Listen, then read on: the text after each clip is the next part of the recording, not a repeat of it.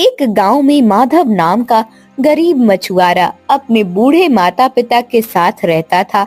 वह हर सुबह जाल लेकर नदी के किनारे मछलियां पकड़ने जाता था, लेकिन वह कभी भी ज्यादा मछलियां नहीं पकड़ पाता था। हर रोज 2-4 मछलियां हाथ आती है, इतने में परिवार का पेट नहीं भरता। आज तो इतनी ज्यादा मछलियां पकड़ कर ले जाऊंगा कि सभी खुश हो जाएंगे। हाँ, यह सोचकर माधव ने नदी में जाल फेंका और इंतजार करने लगा कि मछलियां उसके जाल में फंस जाएं। उसने जाल को दिन भर नदी में लगाए रखा और जब शाम हो गई तब जाल को अपनी ओर खींचने लगा। आज तो खूब मछलियां निकलेंगी। अरे ये क्या, ये तो बिल्कुल खाली है। हाय रे मेरी किस्मत।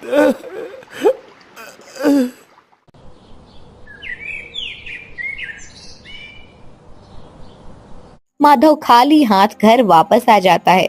उसके दुखी मन को देखकर उसके माता पिता समझ जाते हैं कि आज भी माधव को कोई मछली नहीं मिली।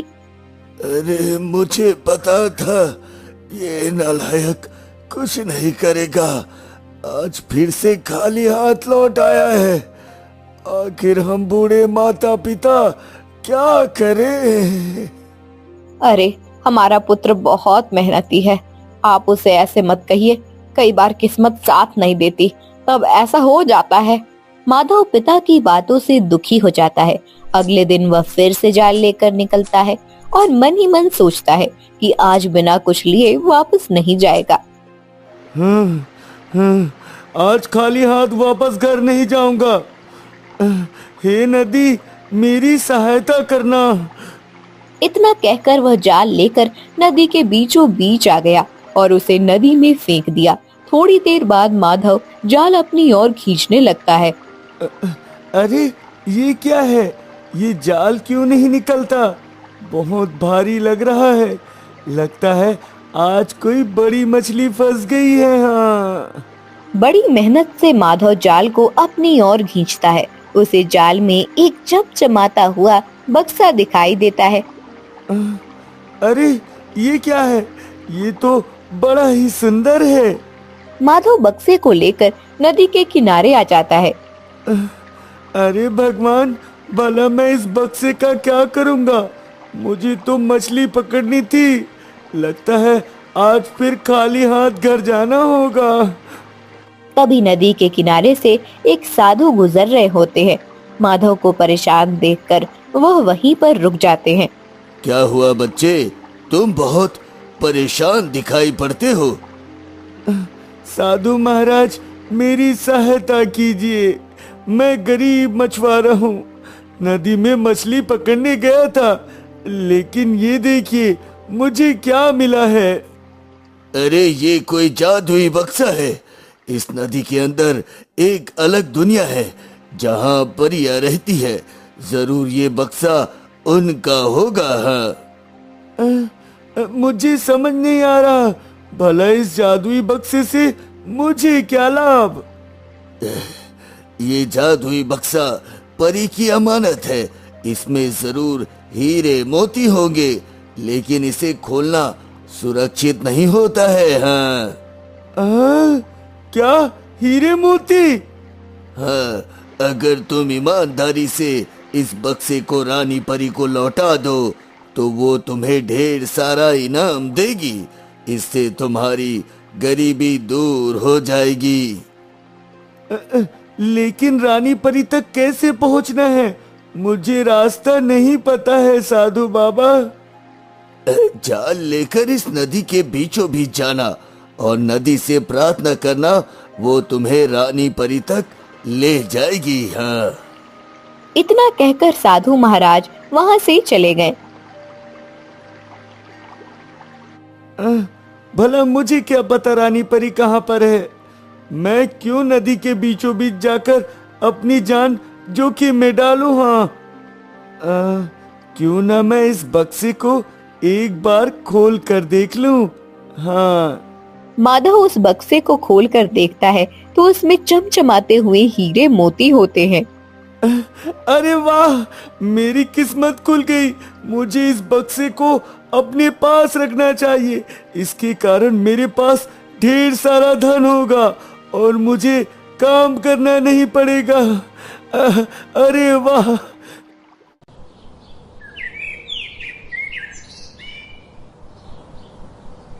माधव वह जादुई बक्सा लेकर अपने घर आ जाता है। क्या हुआ बेटा, आज भी खाली हाथ वापस आए हो? नहीं नहीं माता, आज तो मेरे पास कुछ ऐसा है जिसे देखकर आप खुश हो जाएंगी। हाँ। वह बक्सा निकाल कर खोल कर अपने माता पिता को दिखाता है। अरे इसमें क्या है? माधव जब बक्से खोलता है तो उसमें हीरे मोती देखकर उसके माता पिता हैरान रह जाते हैं। हाँ, ये तुम्हें कहाँ से मिला? कहीं तुमने चोरी तो नहीं की? नहीं माता, ये मुझे नदी से मिला है। इस बक्से से हमारी किस्मत बदल जाएगी। हाँ। देखो, ये कोई जादुई बक्सा लगता है। कहीं इसके कारण हम फंस न जाए। इसे जहाँ से लाए हो वहाँ वापस रख दो। जाओ। नहीं नहीं, इतने दिनों की मेहनत के बाद अब जाकर नदी से मुझे कुछ प्राप्त हुआ है। मैं इसे वापस नहीं करूँगा। इसे किस्मत का खेल कहते हैं। ये मेरी मेहनत का परिणाम है। हाँ। और इस प्रकार माधव उस बक्से को अपने घर में रख लेता है। अब वो मछलियाँ पकड़ने नहीं जाता है और हर दिन हीरे मोती बेचकर अपनी सारी जरूरतें पूरी करता है और भोजन लेकर आता है। देखते ही देखते वह धनवान बन जाता है। इस प्रकार कई दिन बीत जाते हैं और आखिरकार वह बक्सा खाली हो जाता है। अरे ये क्या? ये बक्सा तो खाली हो गया। अब मैं क्या करूँगा? फिर से मछली पकड़ने जाना होगा मुझे।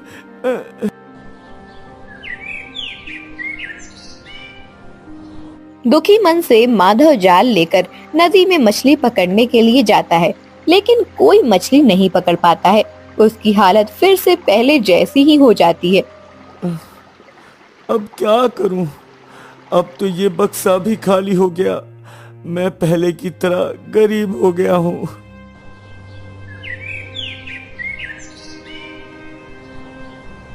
तभी उसे साधु की बात याद आती है। माधव सोचता है कि साधु ने कहा था कि अगर वो जादुई बक्सा लेकर रानी परी के पास जाए तो रानी परी उसे ढेर सारा धन देकर विदा करेंगी। मैं ऐसा ही करता हूँ। इस जादुई बक्से को लेकर रानी परी के पास जाता हूँ। लेकिन बेटा, अगर रानी परी ने तुझसे इस बक्से के हीरे मोतियों के बारे में पूछा तब तो उन्हें क्या कहेगा? अरे माँ, इस लकड़ी के बक्से का बाजार में कोई मोल नहीं। लेकिन रानी परी इसे देखकर खुश हो जाएगी और मुझे ईमानदार मानकर इनाम अवश्य देगी।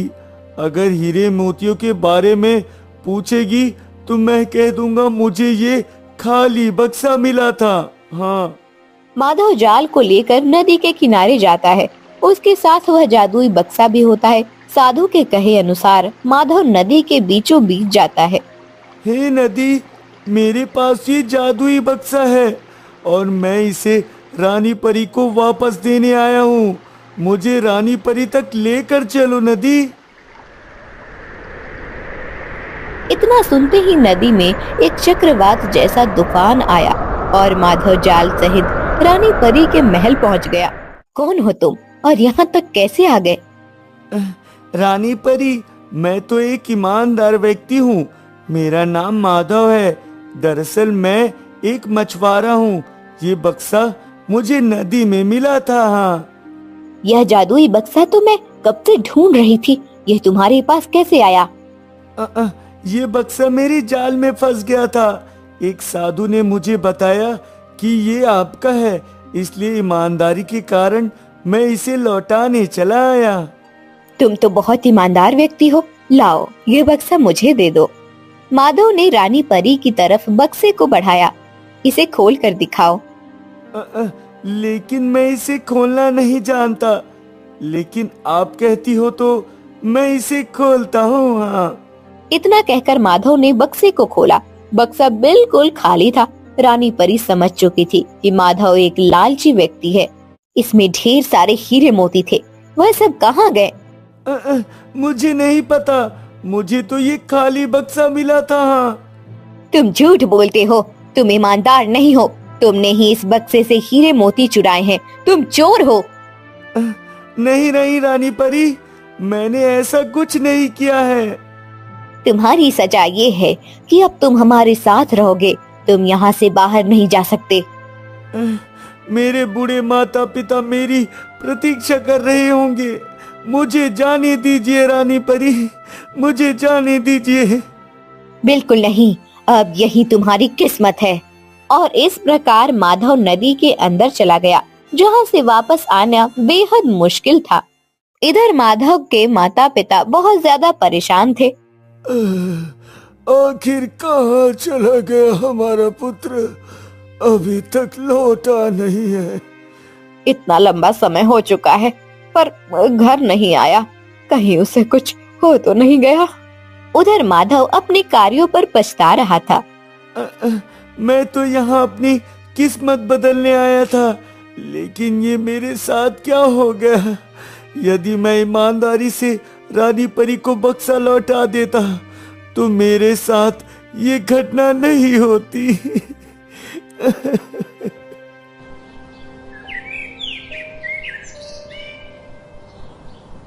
एक दिन रानी परी से मिलने उसकी सहेली परी मांडवी आती है। परी मांडवी धूर्त और लालची किस्म की होती है। आइए परी मांडवी, परीलोक से बहुत दिनों बाद आना हुआ। अरे तुम तो जब से जल में रहने लगी तब से परीलोक नहीं आती, तो मैंने सोचा मैं ही तुमसे मिल लेती हूँ। आओ, तुम्हारा स्वागत है। तभी परी मांडवी माधव को देखती है। ये क्या, ये मनुष्य यहाँ पर क्या कर रहा है? यह मनुष्य अपनी बेईमानी के कारण यहाँ पर है। इसने जादुई बक्से के हीरे मोती चुरा लिए थे और मेरे सामने आकर झूठ कह रहा था। इस कारण मैंने इसे दंड दे दिया है कि अब ये यही रहेगा। ये तो बहुत बड़ा अवसर है। अब मेरी योजना को सफल होने से कोई नहीं रोक सकता। दरअसल परी मांडवी रानी परी से मिलने इसलिए आई होती हैं क्योंकि उसकी नजर रानी परी के हीरे मोतियों पर होती है। अब मैं आसानी से रानी परी के हीरे मोती गायब कर दूंगी और सारा दोष इस माधव पर लगा दूंगी।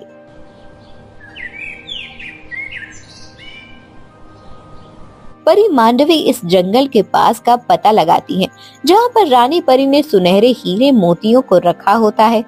तो रानी परी ने यहाँ पर सुनहरे हीरे मोतियों को छुपा रखा है। परी मांडवी कुछ हीरे मोती ले लेती है और उसे अपनी शक्तियों से गायब कर देती है। रानी परी कुछ दिनों बाद उस जगह पर आती है जहाँ पर हीरे मोती रखे होते हैं। यह हीरे मोती इतने कम क्यों लग रहे हैं? कहीं इसमें से कोई चोरी तो नहीं हुई? मुझे सबसे पूछना चाहिए। रानी परी सभी को बुलाती है। आज मैं बहुत दिनों के बाद उस स्थान पर गई थी जहाँ महल के हीरे मोती रखे हैं, लेकिन मुझे उसमें कुछ कमी दिखाई दे रही है। ऐसा कैसे हो सकता है रानी परी? यहाँ पर भला कौन चोर है जिसे इन हीरे मोतियों की जरूरत है? यदि किसी ने चोरी की है तो वह स्वयं ही बता दे, अन्यथा उसे कड़ा दंड दिया जाएगा। बुरा ना मानो तो एक बात कहूँ रानी परी, मैंने उस तरफ माधव को जाते हुए देखा। नहीं नहीं रानी परी, मैं तो पहले ही यहाँ पर फंसा हुआ हूँ। मैं भला चोरी करके क्या करूँगा? रानी परी, जरूर चोरी इसी ने ही की होगी और चुपके से हीरे मोतियों को अपने माता पिता तक पहुँचा दिया होगा। ये झूठ बोल रही है, मैंने ऐसा कुछ नहीं किया है। माधव, तुमने पहले भी लालच दिखाया था जिस कारण तुम यहाँ पर हो। तुमने फिर से वही गलती की। इसे दंड देना चाहिए रानी परी। एक काम करते हैं, इसे मछली बना देते हैं। तुम बिल्कुल ठीक कहती हो। रानी परी ने तुरंत माधव को मछली बना दिया। अब माधव मछली बनकर नदी में इधर उधर घूमने लगा।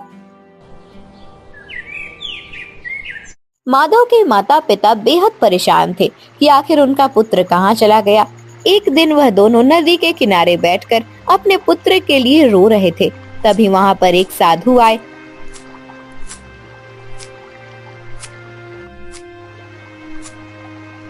हमारी सहायता कीजिए बाबा।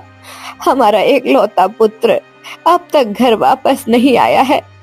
तुम्हारा पुत्र कहाँ गया है?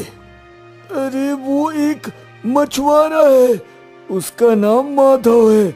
एक दिन वो घर में जादुई बक्सा लेकर आया था जिसमें बहुत सारे हीरे मोती थे। क्या तुम उस लड़के माधव की बात कर रहे हो? मैंने तो उसे जादुई बक्से को खोलने से मना किया था।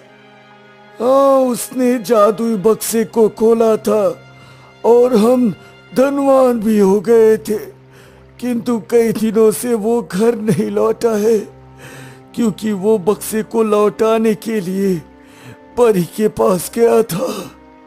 साधु महाराज, हमें ये तो बताइए, हमारा पुत्र जीवित भी है या नहीं? तुम्हारा पुत्र जीवित अवश्य है, किंतु अब वो मछली बन चुका है। मछली। कोई उपाय कीजिए महाराज, हम बूढ़े माता पिता अपने पुत्र को वापस पाना चाहते हैं।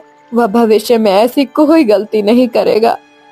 हाँ, मैं तुम्हारी सहायता अवश्य करूंगा।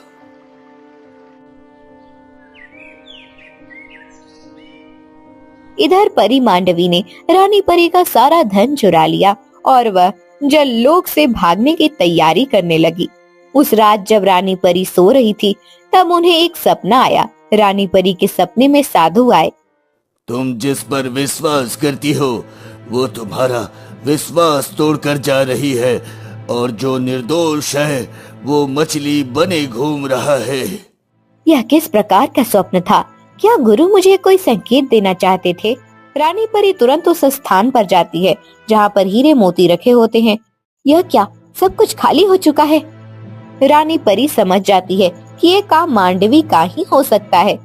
मेरी योजना सफल हो चुकी है, अब मुझे यहाँ से जल्द निकल जाना चाहिए। परी मांडवी, मुझे सच्चाई का पता चल चुका है।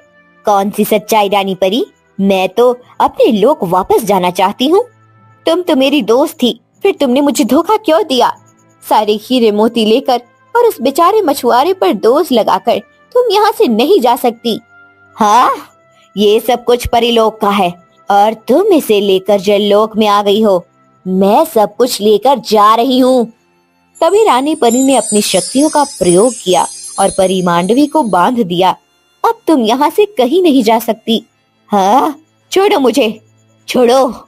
मुझे अपनी एक और गलती सुधारनी होगी। माधव को ठीक करना होगा। अपनी गलतियों का दंड उसे मिल चुका है। माधव। तभी मछली के रूप में माधव वहाँ पर आता है। रानी परी उसे ठीक कर देती है। धन्यवाद रानी परी, आपने मुझ पर उपकार किया। धन्यवाद रानी परी। परी मांडवी की बात मानकर मैंने तुम्हारे साथ गलत किया, मुझे क्षमा कर दो। मुझसे वादा करो कि अब से तुम सच्चाई का साथ दोगे और ईमानदारी से रहोगे। हाँ, मैं वादा करता हूँ रानी परी, मैं कभी बेईमानी नहीं करूँगा, कभी भी नहीं। इस प्रकार रानी परी ने माधव को ढेर सारा धन देकर विदा किया। माधव जल से बाहर आ रहा था। उसके माता पिता उसे देखकर बेहद खुश होते हैं। आखिर मेरा पुत्र लौट आया और साथ में इतना सारा धन के साथ साथ जीवन की एक सीख भी लेकर आया हूँ पिताजी। किस्मत का खेल कभी भी पलट सकता है। हमें अपनी मेहनत और ईमानदारी पर विश्वास रखना चाहिए। हाँ, यदि साधु हमारी सहायता नहीं करते तो तुम कभी लौट कर नहीं आते। इस प्रकार माधव अपने माता पिता के साथ घर चला जाता है और अच्छा जीवन जीने लगता है। बहुत समय पहले की बात है। एक गांव में एक लकड़हारा तुलाराम रहता था। वह प्रतिदिन जंगल में लकड़ी काटने जाता था। सुनो, मैं जंगल जा रहा हूँ लकड़ी काटने। तुम अपना और बच्चों का ध्यान रखना। मैं तो अपना ध्यान रख लूंगी। जरा ज्यादा लकड़ी काटना ताकि हम कल के लिए भी कुछ बचा सके। अरे भाग्यवान, मैं जो थोड़ी लकड़ियाँ काट कर लाता हूँ उससे प्रतिदिन हमें अच्छा भोजन मिलता है, फिर क्या जरूरत ज्यादा काम करने की। हाँ। तुलाराम की पत्नी सुनीता लालची स्वभाव की थी। वह चाहती थी कि तुलाराम ज्यादा से ज्यादा मेहनत करे ताकि वे और अधिक आराम और सुख सुविधा में रहे, जबकि तुलाराम का मानना था कि धन कम हो तो भी सुखी रहा जा सकता है। एक दिन की बात है, तुलाराम जंगल में लकड़ियां काटने पहुंचा। कभी उसने देखा कि एक छोटा सा बंदर घायल पड़ा हुआ है। अरे, ये इतना प्यारा बंदर कैसे घायल हो गया? तुलाराम ने तुरंत उसे पानी पिलाया और उसके घाव पर मरहम लगाया। तुलाराम ने दिन भर उस बंदर की देखभाल की। देखना, अब तुम जल्दी ठीक हो जाओगे। चलो, शाम हो गई है, अब मैं अपने घर को जाता हूँ, तुम भी जाओ। नहीं नहीं, मुझे भी अपने साथ लेकर चलो। क्या तुम हमारे साथ नहीं रह सकते? मैं तुम्हारे साथ चलूंगा, मुझे अपने घर लेकर चलो। बंदर के बार बार जिद करने पर तुलाराम उसे अपने घर लेकर आया। अरे, ये क्या उठा लाए हो? अपने परिवार का ध्यान तो ठीक से रखते नहीं, बंदर का ध्यान कैसे रखोगे? अरे नहीं नहीं सुनीता, ऐसा मत कहो। जैसा हम रहते हैं वैसा ये बंदर भी हमारे साथ रह लेगा। हम जो खाएंगे ये भी वही खाएगा। हाँ। तुलाराम बंदर से बहुत ज्यादा प्रेम करता था। उसने उसका नाम मिंटू रखा। वो हर जगह उसे अपने साथ लेकर जाता था। बंदर भी उसका अच्छा मित्र बन चुका था। लेकिन सुनीता को वो बंदर बिल्कुल पसंद नहीं है। अरे, क्या हुआ बहन, आजकल तुम दिखाई नहीं देती?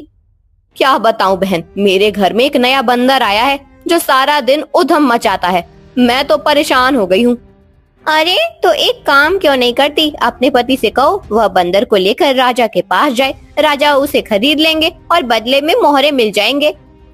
भला राजा बंदर खरीद कर क्या करेंगे? राजा को बंदर बहुत प्रिय है, तुम्हें एक बार प्रयास अवश्य करना चाहिए। अच्छा, मैं चलती हूँ।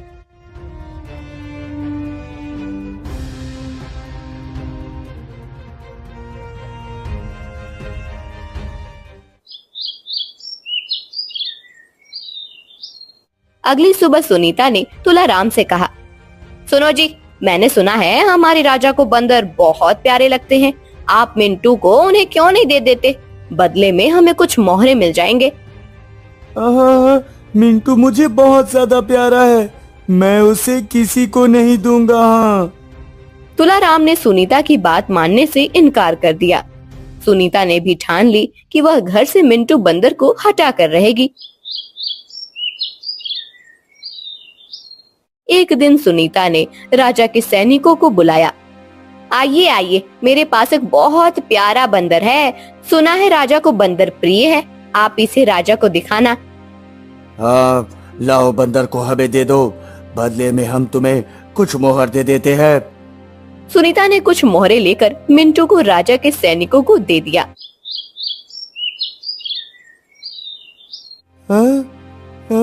सुबह से मिंटू दिखाई नहीं दे रहा है, वो कहाँ चला गया है? जी, मिंटू तो जानवर ठहरा चला गया होगा जंगल की ओर। कब तक इंसानों के पास रहता है? ये सुनकर तुलाराम बहुत दुखी हो गया। उधर तुलाराम से बिछड़ने के कारण मिंटू भी बेहद उदास था। राजा मिंटू को प्यार से पुचकारते, लेकिन मिंटू उन्हें कोई जवाब नहीं देता था। एक दिन की बात है, राजा की पुत्री वृंदा राजा के पास आई। अरे अरे, देखो ये बंदर कितना प्यारा है, लेकिन ये मेरी किसी बात का जवाब नहीं देता। तुम इसे अपने साथ लेकर जाओ, शायद ये तुम्हारे साथ खुश रहे। ठीक है पिताजी, आप कहते हैं तो मैं इसे अपने साथ ले जाती हूँ। वृंदा मिंटू बंदर को अपने साथ लेकर आई। वहाँ जाकर मिंटू राजकुमारी के साथ घुल मिल गया और खुशी से रहने लगा। एक दिन की बात है, राजकुमारी मिंटू को लेकर जंगल की ओर घूमने गई। ये देखो, कितनी सुंदर गुफा है। हाँ राजकुमारी जी, ये बहुत सुंदर है, लेकिन इसके अंदर घना अंधेरा होगा। हाँ। चलो हम अंदर चलकर देखते हैं कि क्या है। नहीं नहीं राजकुमारी, हम किसी मुसीबत में फंस जाएंगे, हमें अपने महल वापस चलना चाहिए। हाँ।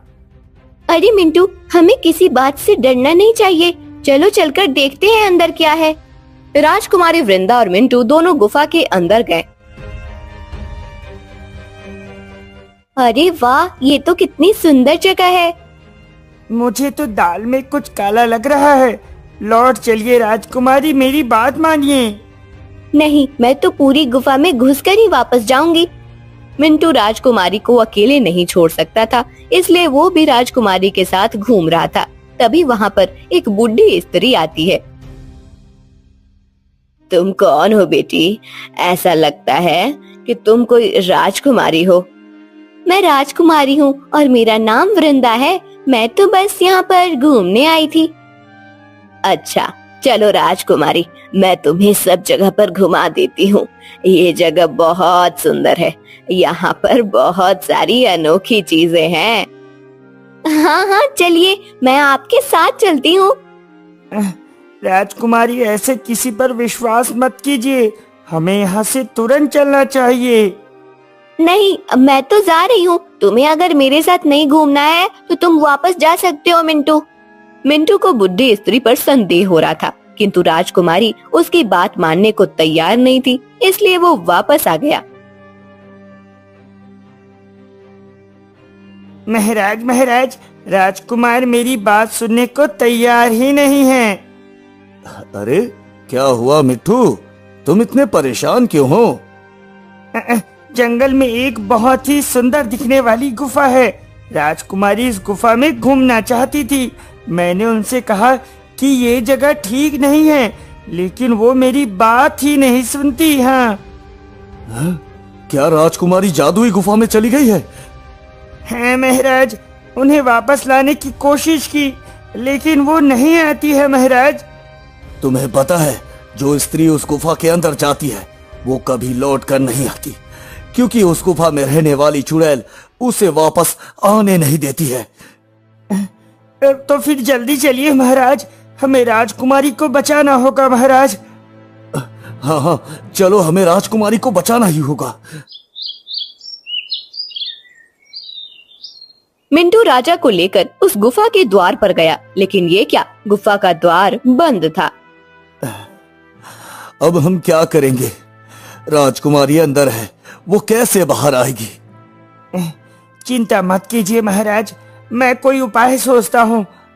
उधर बुढ़ी स्त्री की बातों में आकर राजकुमारी उसके साथ चल दी। पहले उसने राजकुमारी को अपने बातों में फंसाया। राजकुमारी, आपको पता है, यहाँ पर एक ऐसा फल है जिसे खा लेने से व्यक्ति कभी बीमार नहीं पड़ता। क्या सचमुच? कहाँ है वो फल? हाँ राजकुमारी, चलिए, मैं आपको वहाँ पर लेकर चलती हूँ जहाँ ये फल पाया जाता है। बुढ़ी स्त्री राजकुमारी को एक निर्जन स्थान पर लेकर गई। अरे, यहाँ तो कोई पेड़ नहीं है। वो फल कहाँ पर है? तभी हंसने की आवाज आती है। आओ राजकुमारी, आओ, मैं तुम्हें फल खिलाती हूँ। कौन हो तुम और मुझसे ऐसे क्यों बात कर रही हो? मैं हूँ इस सुंदर नगर की महारानी। हाँ, महारानी, और तुम? राजकुमारी को हंसता हुआ देखकर चुड़ैल को गुस्सा आ जाता है और वह राजकुमारी को धक्का दे देती है। मुझे छोड़ दो, मुझे जाने दो। तुझे अपनी सुंदरता पर बहुत घमंड है, तो मुझ पर हंसती है। मैं अभी तेरी सुंदरता छीन लेती हूँ। चुड़ैल ने ऐसा जादू किया कि वह सुंदर हो गई, जबकि राजकुमारी बिल्कुल बेकार और बूढ़ी दिखने लगी। ये तुमने क्या किया? तुमने मुझे क्या बना दिया? अब मैं सुंदर हो गई हूँ। अब मैं राजकुमारी बनकर तुम्हारे महल जाऊंगी। मुझे जाने दो, मुझे क्षमा कर दो। ठीक है, ठीक है, चली जाना। उससे पहले तुम्हें मेरा बहुत जरूरी काम करना होगा। कहो, तुम्हारा क्या काम है?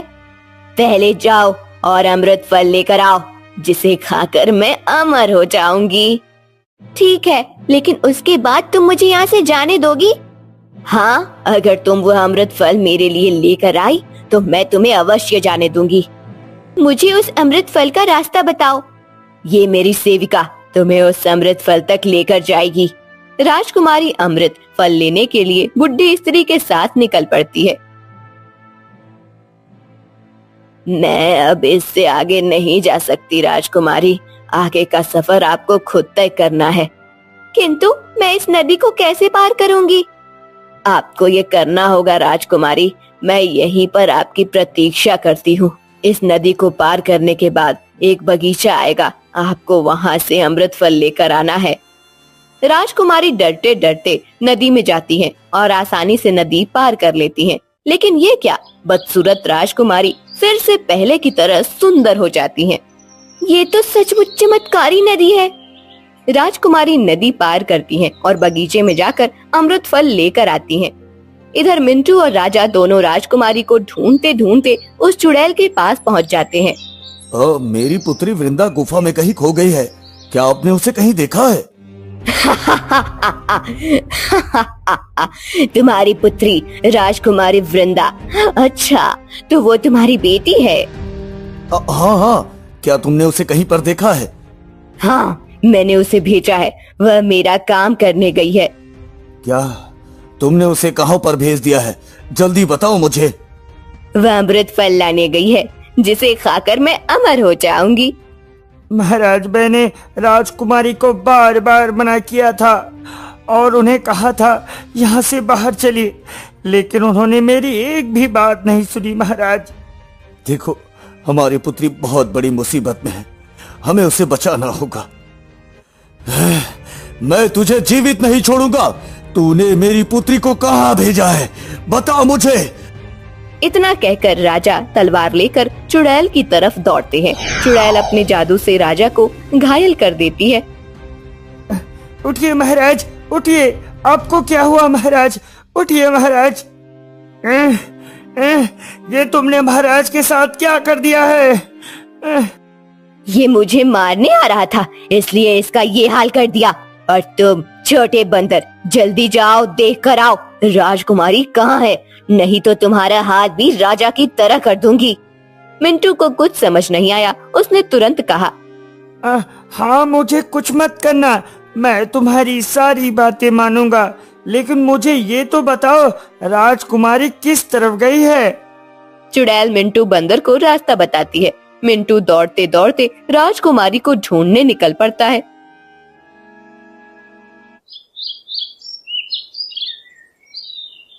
मुझे लगता है वो चुड़ैल तुम्हारा फायदा उठाती है। नहीं, ऐसा कुछ नहीं है, वह मेरी महारानी है। अच्छा, तो तुम हमेशा सेविका बनी रहना चाहती हो? मेरी महारानी अमर हो जाएंगी, तभी मेरा काम पूरा होगा। चुपचाप चलते रहो राजकुमारी। राजकुमारी की बातें सुनकर बुढ़ी स्त्री के मन में लालच आ चुका था। क्यों ना मैं इस अमृत फल को खा लूं, मैं अमर हो जाऊंगी तो इस दुनिया पर राज करूंगी। ऐसा करो राजकुमारी, वह अमृत फल मुझे दे दो, मैं इसे अपने पास रख लेती हूँ। ठीक है, ये लो, रख लो। बुढ़ी स्त्री ने राजकुमारी से वो फल ले लिया और उसे तुरंत खाने लगी। अरे, ये क्या कर रही हो? ये तो तुम्हारी महारानी के लिए है, पहले मुझे अमर होना है। बुढ़ी स्त्री जैसे ही वो फल खाती है, वो बेहोश होने लगती है। ये मुझे क्या हो रहा है? अरे, तुमने ये क्या किया? ये जहरीला फल तुम्हारे और तुम्हारी महारानी के लिए, अमृत फल तो मैं तुम्हें खाने नहीं दूंगी। इस प्रकार वह बुढ़ी स्त्री जहरीला फल खाकर वहीं पर गिर गई। मुझे जल्दी से उस चुड़ैल के पास जाना होगा, ताकि मैं उसे जहरीला फल खिलाकर उसकी जादुई शक्तियों को खत्म कर सकूं। तभी राजकुमारी की भेंट मिंटू बंदर से होती है। राजकुमारी, राजकुमारी, जल्दी चलिए। क्या हुआ मिंटू? तुम तो वापस चले गए थे, तुम यहाँ कैसे? राजकुमारी, चुड़ैल ने राजा को घायल कर दिया है, जल्दी चलिए राजकुमारी। पिताजी को क्या हुआ? वो यहाँ कैसे आए? आप मेरे साथ चलिए। मिंटू राजकुमारी को राजा के पास लेकर जाता है। अमृत फल लेकर आई हो तुम, कहाँ है वो फल? जल्दी से मुझे दो। मैं तुम्हें वो फल दे दूंगी, लेकिन पहले मेरे पिता को ठीक कर दो। मेरे जादू से कोई नहीं बच सकता, तुम्हारे पिता अब कभी ठीक नहीं होंगे। ये क्या हो गया? मेरे कारण मेरे पिता इतनी बड़ी मुसीबत में फंस गए। मुझे जल्दी से वो अमृत फल दो। राजकुमारी ने फल चुड़ैल को दिया। चुड़ैल ने जैसे ही वो फल खाया, उसकी सारी शक्तियाँ समाप्त हो गई। अरे, मुझे बचाओ, मुझे बचाओ, ये मेरे साथ क्या हो रहा है? जहाँ पर अमृत फल मिलता है वहाँ पर ये जहरीला फल भी मिलता है।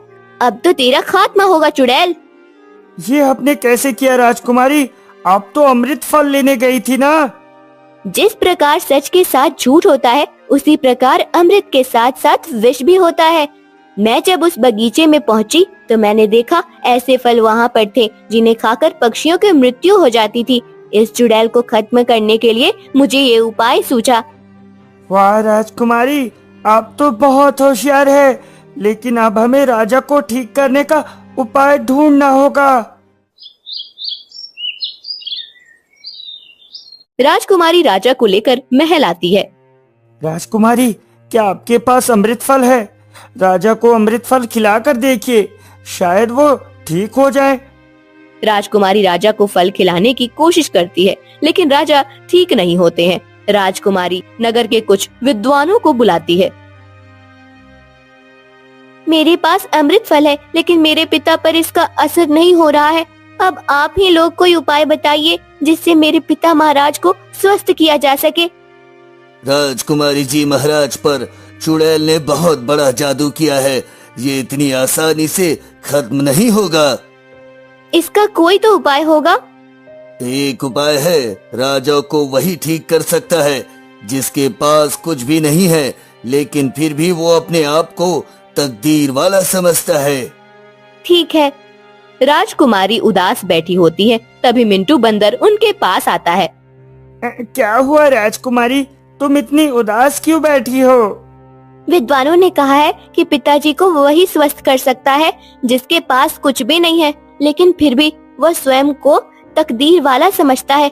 भला हम ऐसे व्यक्ति को कैसे ढूंढेंगे? बस इतनी सी बात। मैं एक ऐसे व्यक्ति को जानता हूँ जो गरीब है लेकिन फिर भी स्वयं को तकदीर वाला समझता है।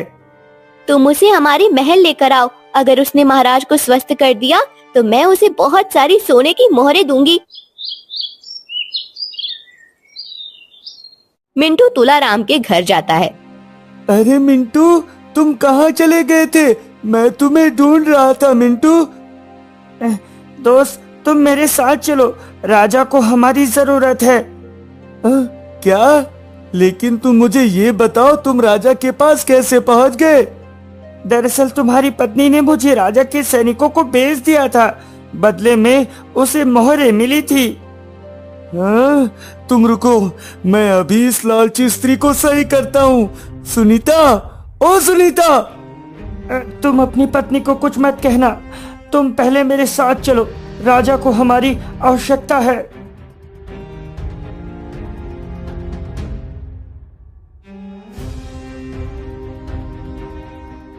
राजकुमारी तुलाराम को अमृत फल देती है और कहती है, अगर तुम्हारे कारण मेरे पिता स्वस्थ हो गए तो मैं तुम्हें बहुत बड़ा इनाम दूंगी। मैं आपकी प्रजा हूँ, यदि मेरे कारण राजा स्वस्थ हो जाते हैं तो ये मेरा भाग्य होगा। मुझे कोई इनाम नहीं चाहिए राजकुमारी। तुलाराम अमृत फल लेकर राजा के पास जाता है और राजा को खिला देता है। राजा बिल्कुल स्वस्थ हो जाते हैं। पिताजी, आप स्वस्थ हो गए? पुत्री, मैं बिल्कुल स्वस्थ हूँ। ये सब कुछ तुलाराम के कारण हुआ है, इसने हमारी सहायता की है। पिताजी, हमें ऐसे ही इनाम देना चाहिए। कहो तुलाराम, तुम्हें क्या चाहिए? महाराज, अगर आप मुझे कुछ देना चाहते हैं तो मेरे प्यारे मिंटू को मुझे दे दीजिए महाराज। हाँ महाराज, मैं भी आपसे यही कहने वाला था कि मैं अपने मित्र तुलाराम के साथ रहना चाहता हूँ। राजकुमारी मिंटू को तुलाराम के साथ विदा कर देती है। मुझे तुम्हारी बहुत याद आएगी मिंटू। मुझे भी राजकुमारी जी।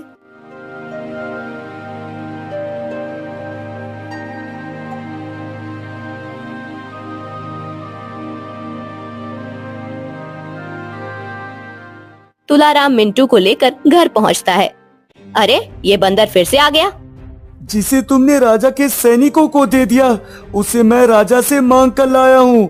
राजा तो मुझे बहुत सारा इनाम देने वाले थे, लेकिन मैंने अपने प्यारे मिंटू को वापस मांग लिया। कितने मूर्ख हो तुम! राजा से हीरे जवाहरात मांगते, महल मांगते, तुम्हारी तकदीर बदल जाती। नहीं नहीं, मेरा प्यारा मित्र मेरे साथ है और मुझे कुछ नहीं चाहिए।